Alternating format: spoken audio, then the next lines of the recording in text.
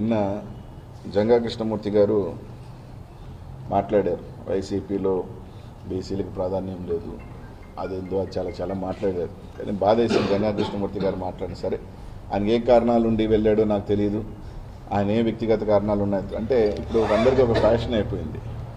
4.5 సంవత్సరం ఉన్న రోజులు భజన చేస్తారు. 4.5 సంవత్సరం జగన్మోహన్ రెడ్డి గారు దేవుడే, 4.5 సంవత్సరాల దాకా అభినవ్ అంబేద్కరే, 4.5 సంవత్సరం దాకా జగన్మోహన్ రెడ్డి గారు ఉన్న రోజులు ఆయన అద్భుతమైన వ్యక్తి. అంటే వెళ్ళిపోవాలనుకున్నప్పుడు మాత్రం జగన్మోహన్ రెడ్డి గారు ఇది, జగన్మోహన్ రెడ్డి గారు అది అని మాట్లాడే తత్వం ఇప్పుడు అలవాటైపోయింది అందరికీ కూడా. జగన్మోహన్ రెడ్డి గారి వల్లే పదవులు పొందుతారు, జగన్మోహన్ రెడ్డి గారు ఆర్థికంగా ఎదుగుతారు. కానీ ఒక చిన్న మాట అంటే మాత్రం జరిగితే మాత్రం ఏదో పెద్ద జరిగిపోయింది మాకు. ఇప్పుడు రాజకీయాలలో ఇక్కడ ఇంతమంది నాయకులు ఏ స్థాయికి ఆ స్థాయి కార్పొరేటర్లు ఉంటారు. మా మీద కోపడతారు, అలుగుతారు, బాధపడతారు, మళ్ళీ మేము కలిసిపోతాం. ఒక కుటుంబంలోనే అలకలుంటాయి, బాధలుంటాయి, ప్రేమలుంటాయి. అలా కాకుండా అంటే ఎప్పుడు నాకు ఇదే జరగాలంటే జరగవు. నేను వైఎస్ఆర్ కాంగ్రెస్ పార్టీలో ఉన్నప్పుడు కూడా నాకు కూడా చిన్న ఇబ్బందులు ఉంటాయి. కానీ ఎందుకు, నాతో పాటు నేను ఒక్కడనే కదా ఇక్కడ ఎమ్మెల్యేని, ఇక్కడ 10 మంది ఎమ్మెల్యేలు ఉన్నాం. సో నాకు పక్కన ఎమ్మెల్యేకి పడింది అనుకో, నాకు చేయలేదంటే ఆయన చేసేయడంటే నేను అలిగిపోవడం తప్పుగా కరెక్ట్ కాదు. ఎందుకంటే 10 మందిని పట్టుకురావాల్సిన బాధ్యత ఒక పెద్ద తండ్రి పాత్రలో జగన్మోహన్ రెడ్డి గారు ఉంటారు.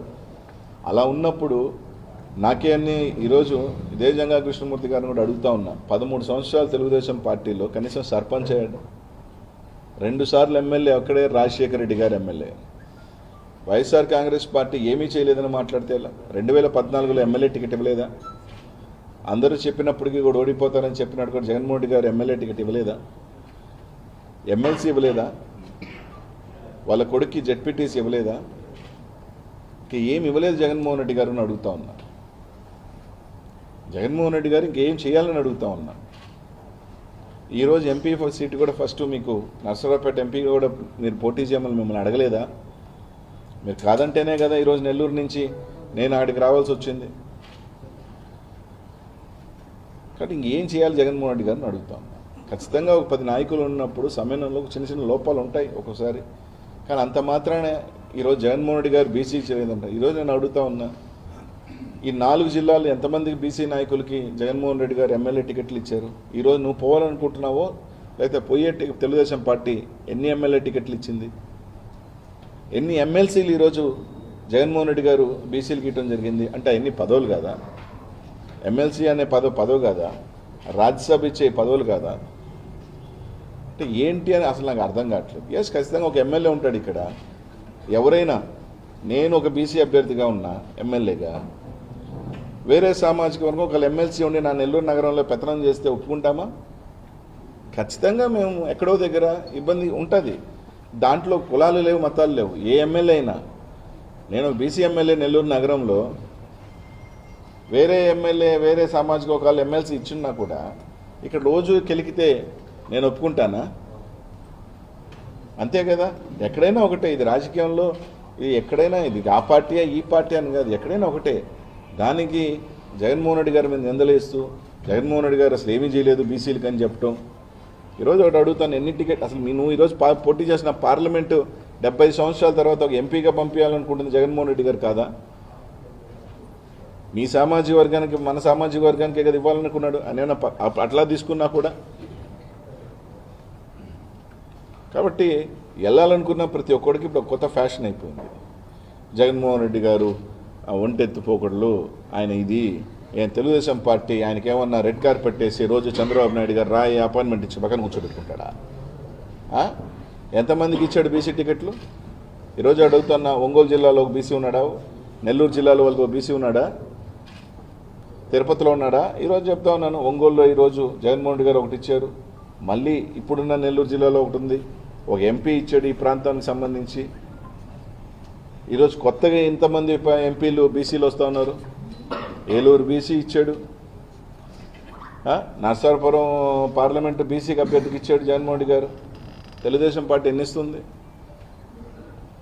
కాబట్టి పోవాలనుకున్నప్పుడు ప్రతి ఒక్కరికి ఒక అలవాటు, ఇది అలవాటు అయిపోయింది. 4.5 సంవత్సరాలు మాత్రం ఆయన దేవుడు, ఆయన వీరుడు, నా అంతిమ యాత్రలకి జగన్మోహన్ రెడ్డి గారు ముఖ్యమంత్రిగా వచ్చి చితి పెట్టాలా, ఈ డైలాగులు వేస్తారు. పోయేటప్పుడు మాత్రం ఆయనది బాగా మోటార్ సంపాదించుకుంటారు, బాగా చేసుకుంటారు, మళ్ళీ ఆయన్ని తిడతారు. ఈ ప్రతి ఒక్కడు ఇది ఒక అలవాటు, ఫ్యాషన్ అయిపోయింది.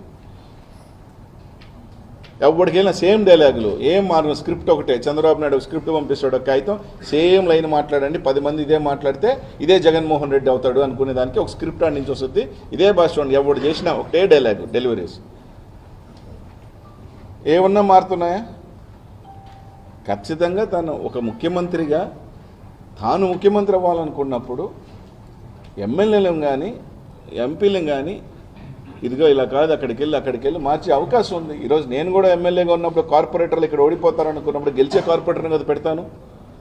నాకున్న వ్యక్తిని ఎవరైనా ఉంటే బతిలాడుకుంటాం కదా, అరే నాయన నువ్వు ఇబ్బంది పడతావు, ఓడిపోయేటట్టున్నావు, ఇంకోటి పెడదాం రా గెలుస్తావు. ఎందుకంటే పార్టీ అనేది బతుకుంటేనే కదా మేమందరం కూడాను. కానీ ఇట్లాగా ఈ యొక్క అలవాట్లు జగన్మోహన్ ఏం చేయలేదు, ప్రజలందరికీ తెలుసు జగన్మోహన్ గారు ఏం చేశారని. కాబట్టి దయచేసి కొత్తది ఏమన్నా ట్రై చేయండి. రొటీన్గా అంటే వీళ్ళందరి మనం క్యారెక్టర్ ఎప్పుడు బయటపడుతుందంటే బాగున్నప్పుడు కాదంట, ఇట్లాంటప్పుడే.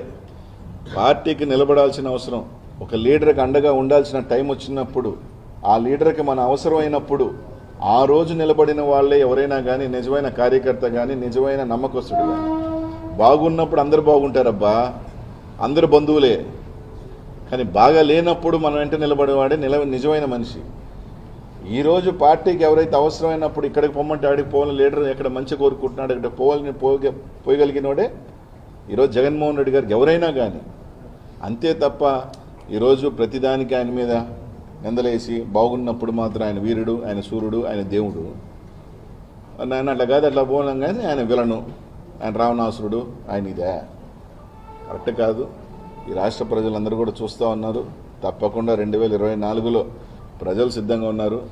నాయకులు ఇంకా మా చేతుల్లో ఓట్లు ఉన్నాయి, మేము ఇట్టంటే ఓట్లు పడతాయి. ప్రజలందరూ ఎందుకు ఈయన ఆడి నుంచి ఎడకపోతున్నాడు, ఈయన నుంచి ఎడ ఎందుకు వస్తున్నారని, ఎవరు స్వలాభం కోసం వెళ్తున్నారని అందరు చూస్తూ ఉన్నారు. అంతా ఈరోజు ఏం కాదు, ఏ మారుమూలనున్నాడు కూడా ఈరోజు ఫేస్బుక్ ఓపెన్ చేస్తున్నాడు, యూట్యూబ్ ఓపెన్ చేస్తున్నాడు, చూసుకుంటున్నాడు. ఒక అప్పుడులాగా కాదు, నువ్వు ఏది చెప్తే నమ్మేదానికి. ఈరోజు ఈయన ఎంత కొట్టాడరా ఆడెంత కొట్టాడరా అందరికీ తెలుసు. అందరు బాగా క్లారిటీగా ఉన్నారు, ప్రతి ఒక్కరు కూడా చూస్తూ ఉన్నారు. ఎవరు మోసపోయేదానికి సిద్ధంగా లేరని చెప్పి తెలియజేస్తాను.